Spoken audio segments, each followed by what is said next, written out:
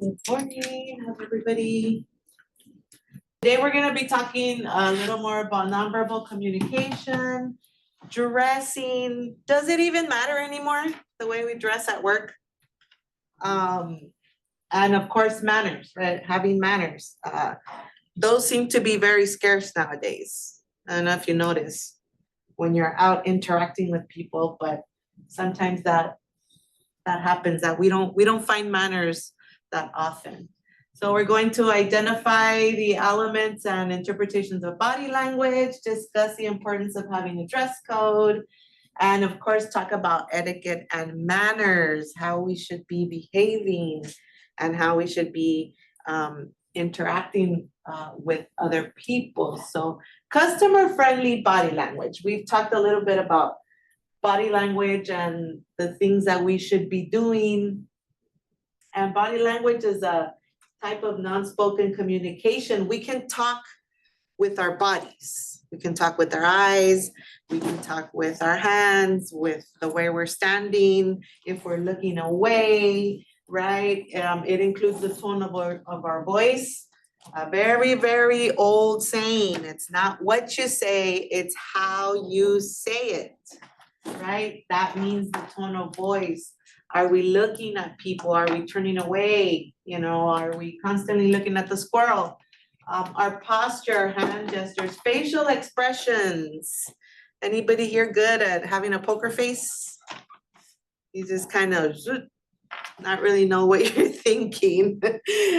Some people aren't that good at having a poker face. Whatever's going on in their mind is going on in their face, and they're doing all kinds of things with their eyes and their mouth and their cheek and their noses, and they're squinting.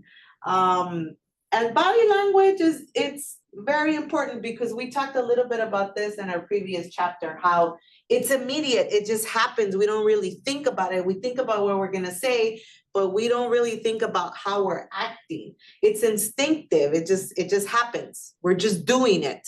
We don't think about it, but we're doing it, right? It expresses our attitudes and our feelings, and it's very hard to control.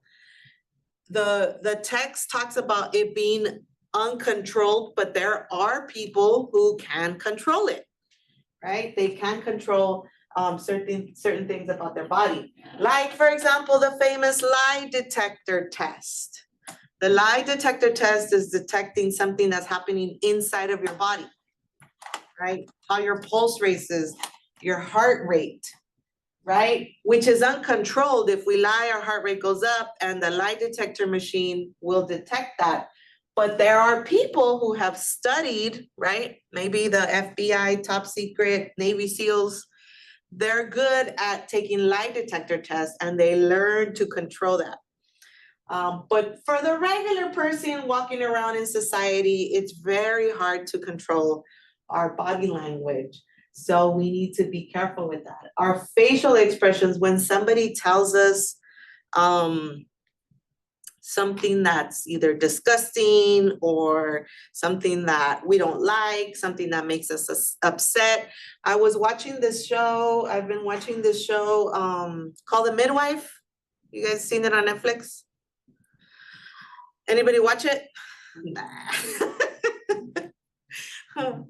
Anyways, it's all about midwives in the 1940s. And I thought it was interesting because my dad was born in 1947, right? So kind of gives you a look at society in the 1940s. And there's a scene where the nurse walks into this lady who was very dirty, unhygienic, hadn't taken a shower, and then just the disgusting look on her face, right? Because she had to tend to this lady. Her manager calls her aside and says, hey, you need to control your facial expressions when you're dealing with people, even though we are disgusted or mortified or insulted or whatever it is that we are. So we need to learn to control our body language. It's very, very hard. It's very, very hard. And our body gives off signs. Our body gives off signs of, our body language, like eye contact.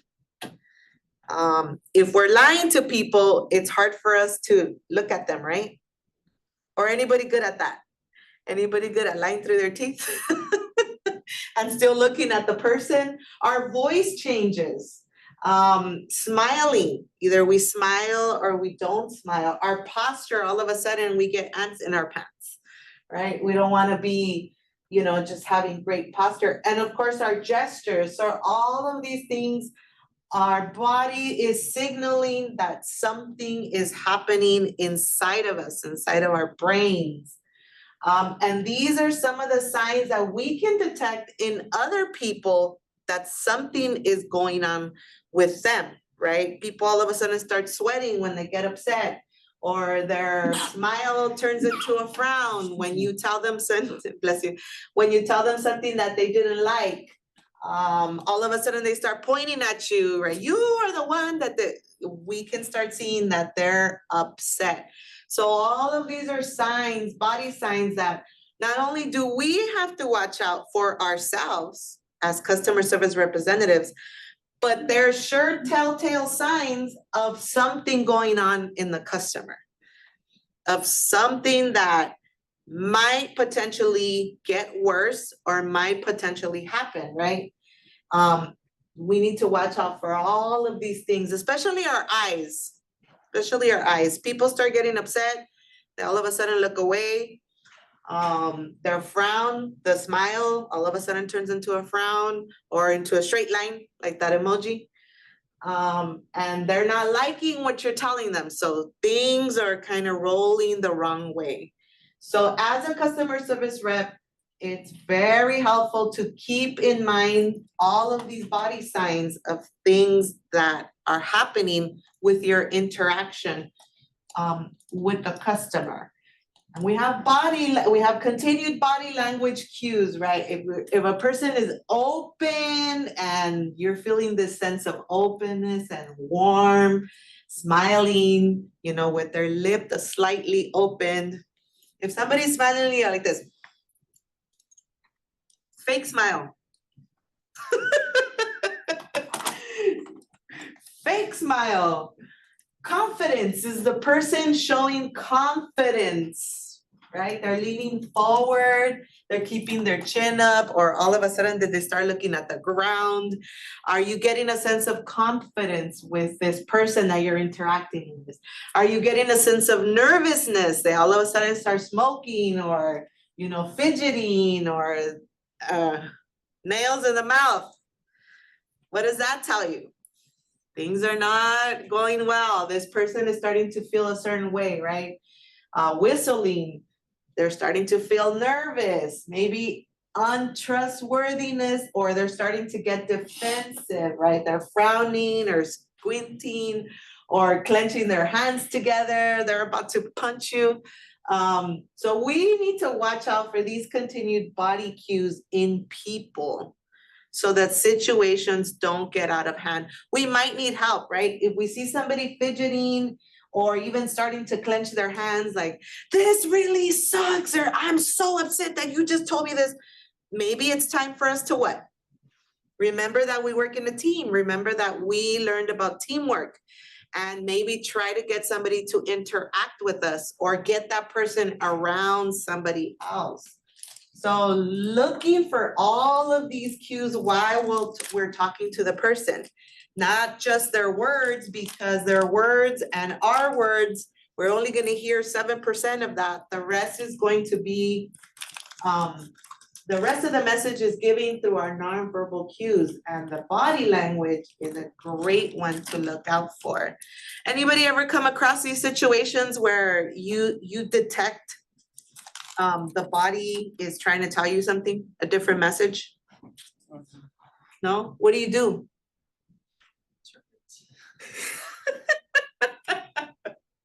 It's not like, I feel the fire. They're starting to get upset. Here, get more upset. No, that's when we have to start doing what? Calming the person down. Remember?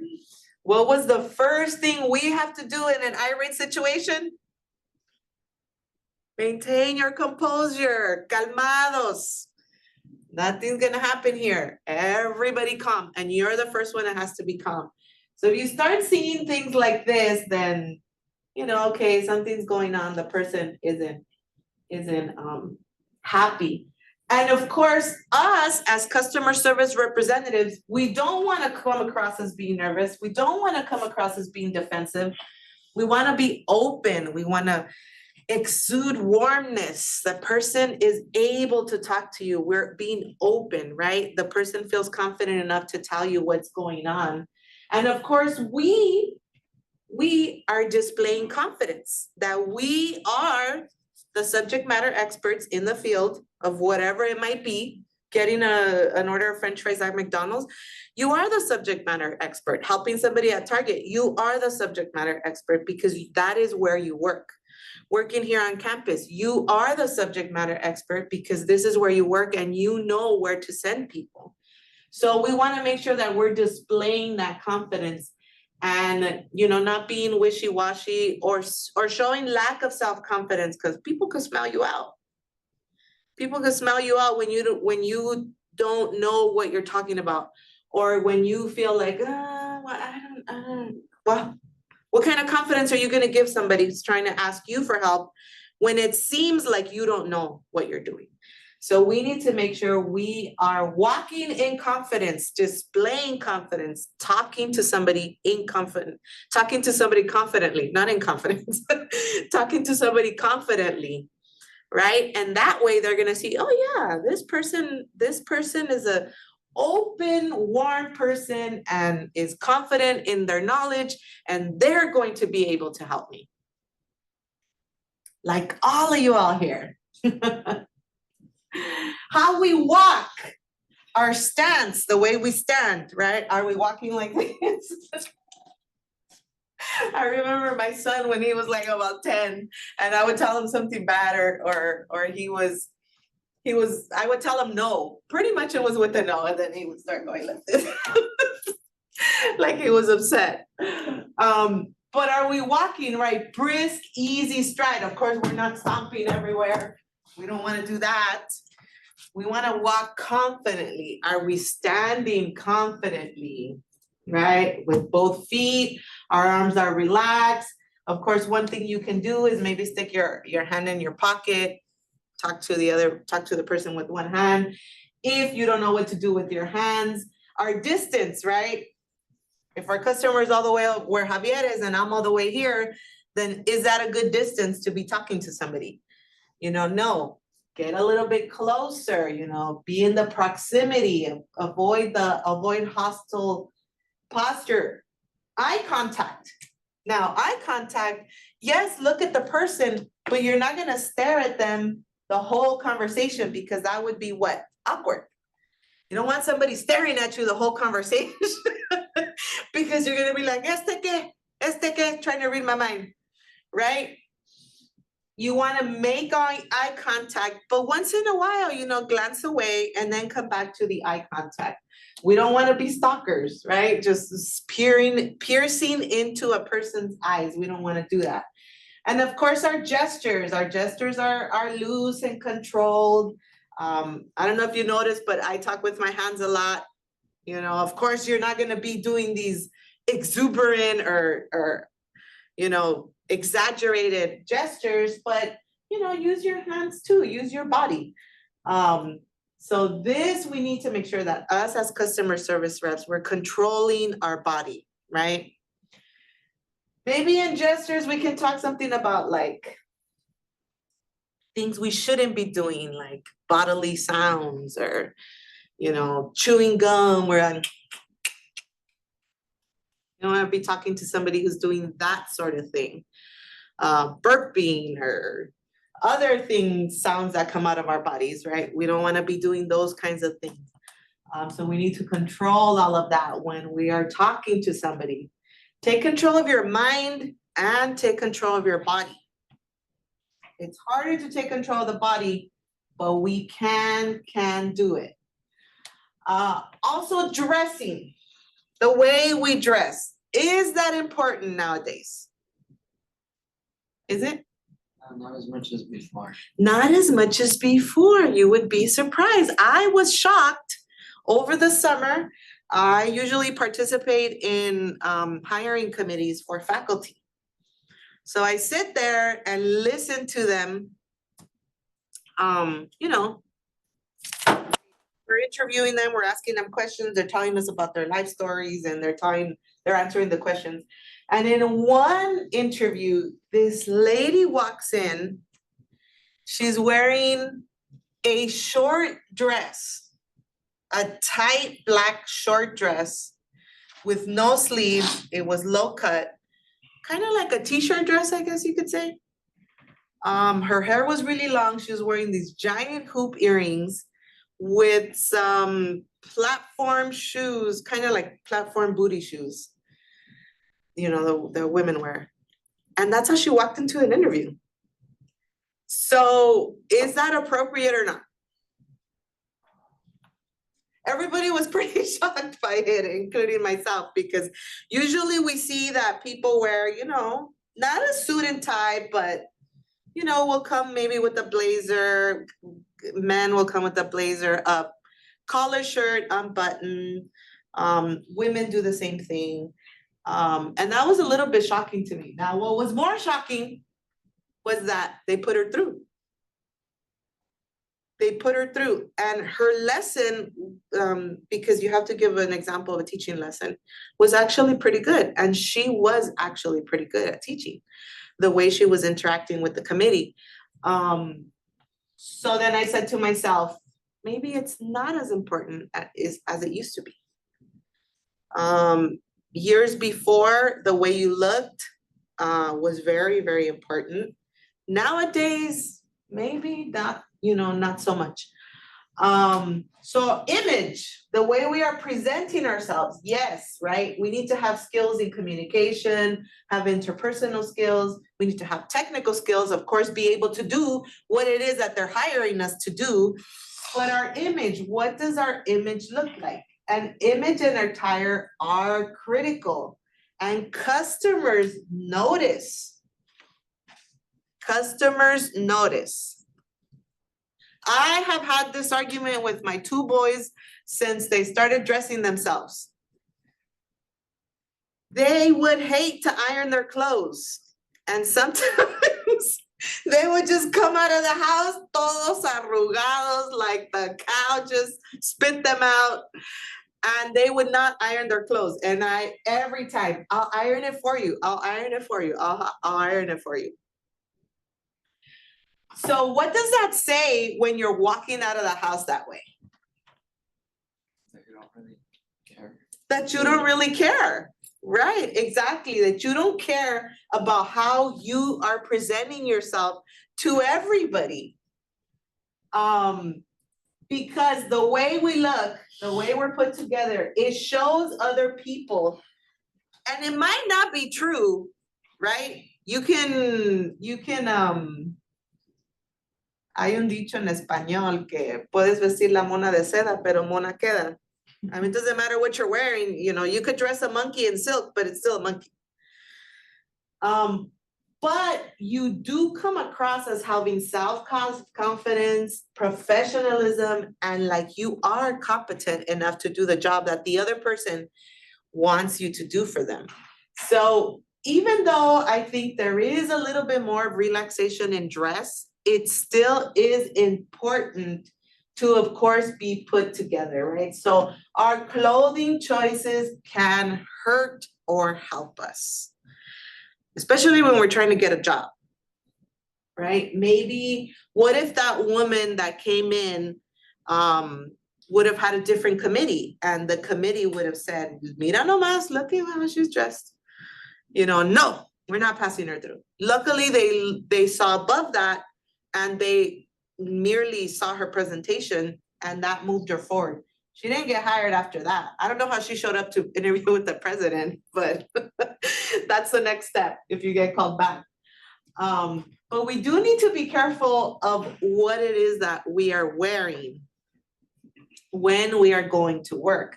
Of course, when you're out and about at the park, we're gonna dress appropriately wherever it is that we're going. We're not gonna go into suit and tie or slacks and a blazer to the park if we're gonna go have a football game with our friends. So we're going to dress appropriately when it does come to being at work. So dress codes. Anybody been at a job where you have to have a dress code? I worked at Jack in the Box and they made us wear a uniform.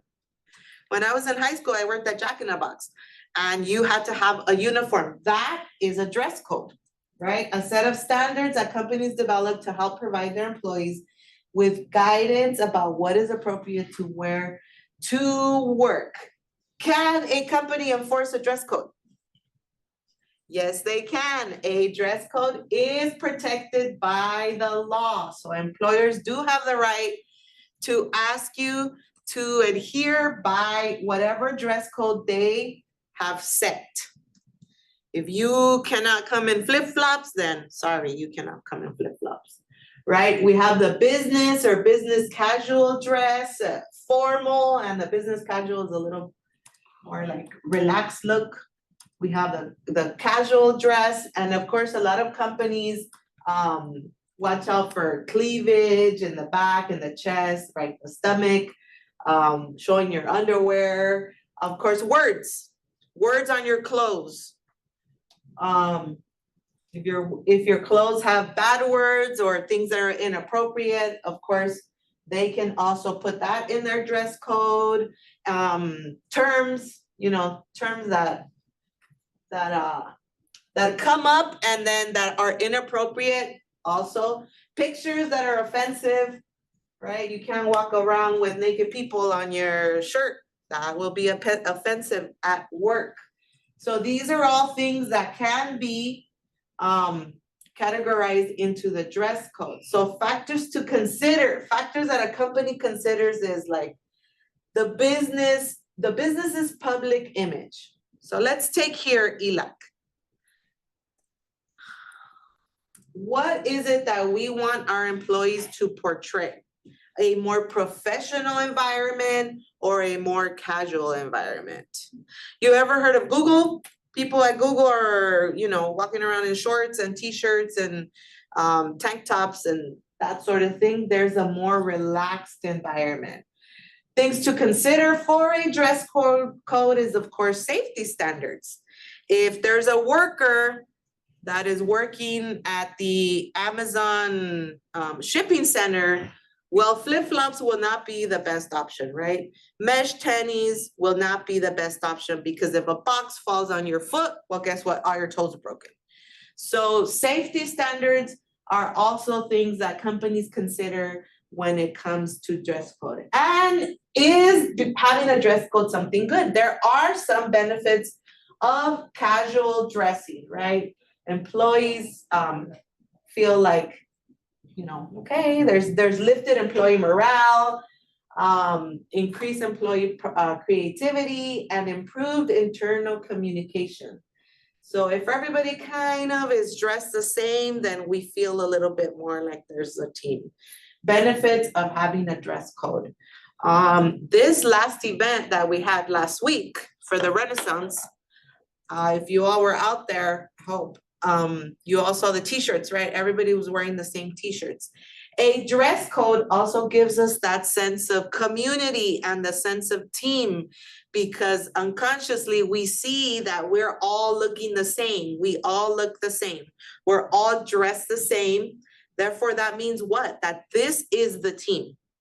So that can also be a benefit, right? Lift employee morale, and employees say, okay, it's not just me, there's more of us working this event. So that's something that can help. Anybody ever have to follow a dress code? Aside from a uniform, you have? What was your dress code? Some khakis and green shirt.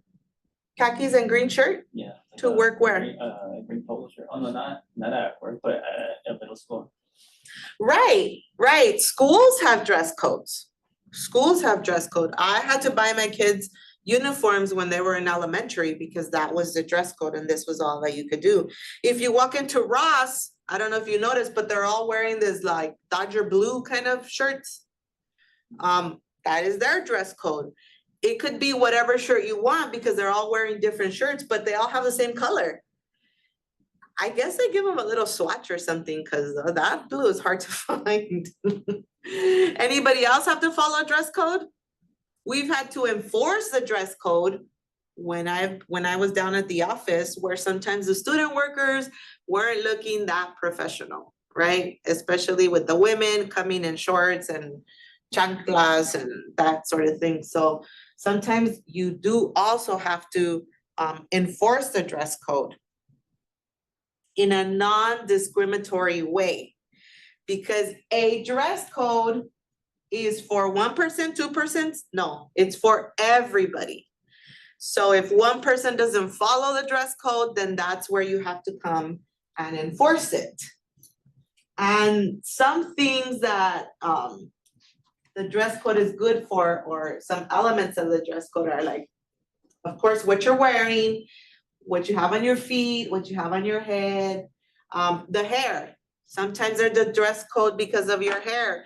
Anybody ever walk into Costco and you see the men that are working in the back? They have that little shield on their, like a net on their beard and on their mustache. They have to wear that. The hair, the net on their hair, because we don't want hair in our food, right? That is part of the dress code. Nails. Now with all these nail shops and a lot of people wearing these long nails, maybe that might not be so good if you're in Costco in the back shredding the chicken to make the chicken noodle soup, right? Because you're gonna have to use your hands. Jewelry and accessories. Are we taking it over the top with the jewelry and the things that we are wearing, right? You might want to put your hat on to go to the baseball game, but not so much to be in an office environment where you're going to be coming in contact with customers. Makeup and perfume, good Lord. That's like my pet peeve. Sometimes people just, the perfume is everywhere and they walk into the room and ay Dios. So we need to be careful with that. Facial piercings. Some companies don't really want their customer service reps with all the facial piercings. So that is something that has to be taken care of. Body tattoos. Body tattoos is another thing. Some people cover them up when they're coming into interviews. Companies also can have some sort of dress code when it comes to body art or body tattoos. What do you all think of that? So people are expressing themselves through their facial piercings and of course through their body art, right? So is that a little more relaxed now? It is. It is. It's a little more relaxed, but nonetheless, employers can still enforce guidelines to cover up facial piercings and to cover up body tattoos, right? In accordance with the Equal Employment Opportunity Commission. And of course, when they are not discriminating. If they're expecting for one person to cover up their tattoos, then they cannot be lenient with the other person. They have to be equal. Everybody does it or nobody does it. When we have issues where one person has to do it and the other person doesn't have to do it, that's where we come into discrimination. Why is it that we're enforcing it on one person, but we're not enforcing it on the other person? And that's where all these lawsuits come in, right? And people start suing everybody because they discriminated against me. But I do see too that tattoos and piercings, people are getting a little bit more relaxed. Like I have walked into Target and the younger customer service reps with the ripped jeans, the body tattoos out, you know, a piercing here and there, a whole little train here on the ear I've seen, nose piercings I've seen. So we are kind of relaxing a little bit more. Would we see something like this, for example, at the Amazon offices or the Amazon headquarters? Probably not. Probably not.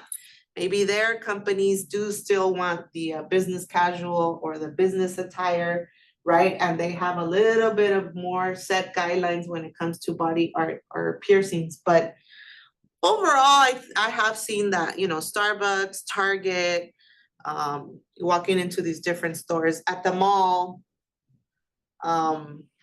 people are a little bit more relaxed. And it does have to do with our previous one. What is the image that you are trying to give of your store? For example, ever walk into Spencer's at the mall? What does the person look like that's going to charge you, that's working the cash register? They do have piercings and they do have body tattoos, right? Are you gonna see that at the children's corner? No, you're not gonna see that. So it does have to do with the image that the business is trying to portray, right? You're not gonna see that at the, what is that place called where you make the teddy bear? Build-A-Bear, yes. Yes, you're not gonna see that there, but you know, you walk into Spencer's or Hot Topic, any of those stores, then yes, their image is a little bit more relaxed. So, you know, you're gonna see something different. Our manners. Do you have good manners?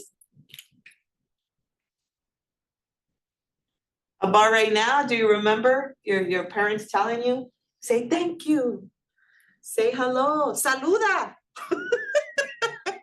Saluda when somebody comes, or when you come into a room, saluda a la gente, you know, greet everybody, right? Our business etiquette and our manners do matter. They matter. They're going to help us build better relationships. And if we have, a business has a better relationship with their customers, well, guess what? They're gonna buy more stuff. We just had a fresquecito. My son's car broke down. Well, it didn't break down, but something was happening. And my husband, that has been going to his mechanic for like 25 years, the mechanic, they changed owner. Well, it's the same owner, but somebody else is now in charge. The customer service is no longer there. So now we had to travel. We traveled like about 15 extra miles to take it to another shop. Because the customer service here, that was one of the big things. They were not customer friendly. The sense of, you know, family, I guess you could say, that shop provided my husband was now no longer there. So what did he do? He went 15 miles. He says, I don't want to give my business to them anymore because they don't treat the customers good anymore. You walk in there, they don't listen to you. Plus they're so rude to you, right? So I don't want to go there anymore. So what happened? The relationship he had is now severed because of the lack of manners. And now he's going 10 extra miles or 15 extra miles to a different place. So having manners, having business etiquette, it's a valuable advantage. It will increase our, it'll increase our income for companies. I don't think anybody in this world has ever said, I'm not going back to that place. They are so nice. They treated me excellent. I hate it. Nobody's ever gonna say that, right? Why? Because we want to be treated good. You did? You did say that, Herman? I'm not sure someone has. Ah, you think so? I don't think. They are too nice there. I can't take it. I'm never going back. I don't think, when you come across that person, you give them my number, and I would like to speak to them. So manners are important. How are we treating people? Are we saying good morning? Are we just saying welcome? Not because we have to. Welcome, welcome, welcome. That's not welcoming. That's not welcoming. They do that at a lot of stores now. Welcome, welcome, welcome. That's not welcome, welcome.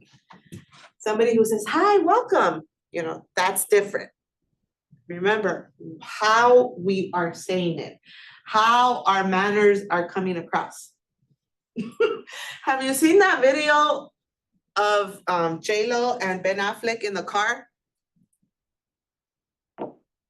No? Look at him if you have a chance. Dunkin' Donuts. I'm not sure where they were, but it looks like they're fighting. and they're walking to their car, and he opens the door for her, and when she gets in, he slams it. Look it up, Ben Affleck and Jennifer Lopez. Anyways, he had manners enough to open the door, but I would assume they were fighting or having some kind of an argument. He slams the door and then he turns around and gets in the car. So that's a little bit different because that's, dynamics of a relationship that happen. But I gotta give it to him. He still opened the car. So, okay. But when we're interacting with customers, let's not let that happen to us. That when we are having good manners, it's sincere and it's from the bottom of our heart. We have a positive attitude, right? We have soft skills. Are soft skills more important than hard skills? What is the difference? What is a soft skill? Can people have soft skills? Well, soft skills are these. People are self-disciplined, have a positive attitude, they're punctual. That is so important now. People are always running late. They're cooperative, they're dependable. You know that if you're gonna give them a task, they're going to complete it. They have good manners, they're attentive. Some people might say that soft skills are a lot more important than hard skills. Because hard skills, let's say for example, you know how to use this tape, right? You know that you have to pull it. How do you have to change it? You got to pull it out. You pull it out from here, then you get the roll, then you put it back in. That is a hard skill, knowing how to do something. But if you're gonna be rude and then be like, here, telling people, here, or here's your tape, here. You know how to use the tape dispenser. You know how to use it. That is a hard skill. The way you're presenting it to other people, the niceness that you're using, the good manners. Let's say you had to show somebody else how to do it, how to work the tape dispenser. And you're gonna say, oh, look, Javier, it's really simple. All you have to do is pull this out here and then you replace the tape and you put it back in and then that's gonna work, right? That is a soft skill. Learning how to use the tape dispenser, I can show that to anybody. Unfortunately, with soft skills, it is very hard to teach soft skills. It is very hard. So a lot of companies would prefer somebody who has soft skills who I can train, as opposed to somebody who already knows how to use the tape dispenser and is super, super rude, right? So soft skills are very, very important. Any of you have soft skills? What are your soft skills? Tell me one soft skill that you have.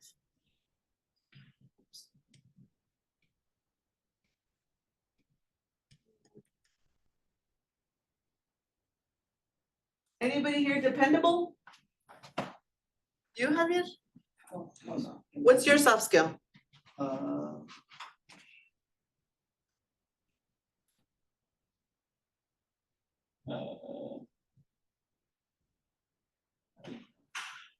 You don't know? No. Are you always on time?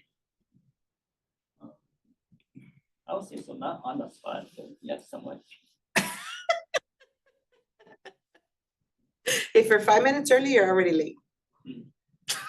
I'm just kidding. How about you? How about you, Hannah? I like to think I have all of those. All of them? Okay. Wow.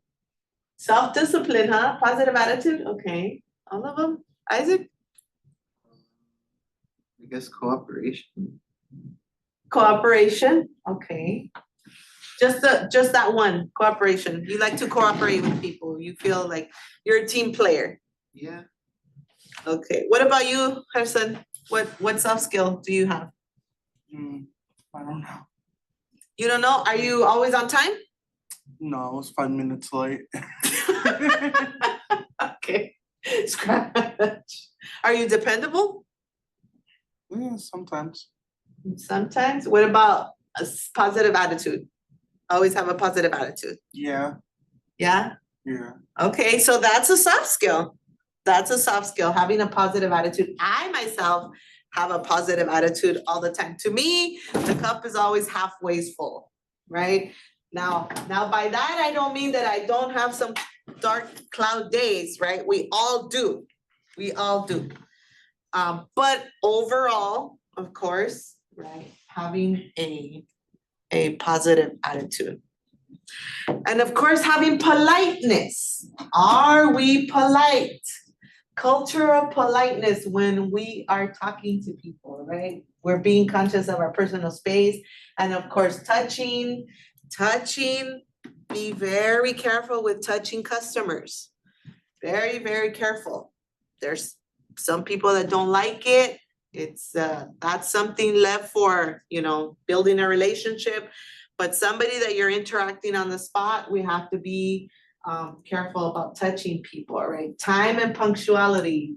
We talked about time management, I think in the first or second or third chapters. And being punctual and having that time management. Somebody who is always late, there's some things that need to be fixed there, right? And of course, greeting people and using their names.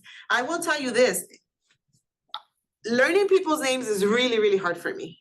It's really hard. And I don't know if you noticed, but I call you by your name a lot because I need it to stick, right? So I try to use people's names. Somebody told me that a while back, and they said, especially when somebody barely tells you their name, repeat it. Repeat it, and before they leave, before your interaction ends, repeat it again. Even if you're saying, bye Javier, or repeat it again. So once they tell you their name, repeat it, and then before your interaction stops, repeat it. And of course, greeting people. Have a good one. Have a good day. Have a good weekend. Hi, how are you? Welcome. Welcome to our store. How have you been? Welcome. Hope you're having a good day. Welcome. Enjoy your shopping experience. Welcome. What can I get you? Welcome to Starbucks. What can we get started for you? I've heard that one a lot at Starbucks. We're greeting people, using their name when we can. That's more for settings of the business, right? When we know we're interacting with people on a daily basis, the same people. But greetings go a long way, and we should practice, those greetings. Thank you all. I hope you have a good day. Have the rest of your classes all go good.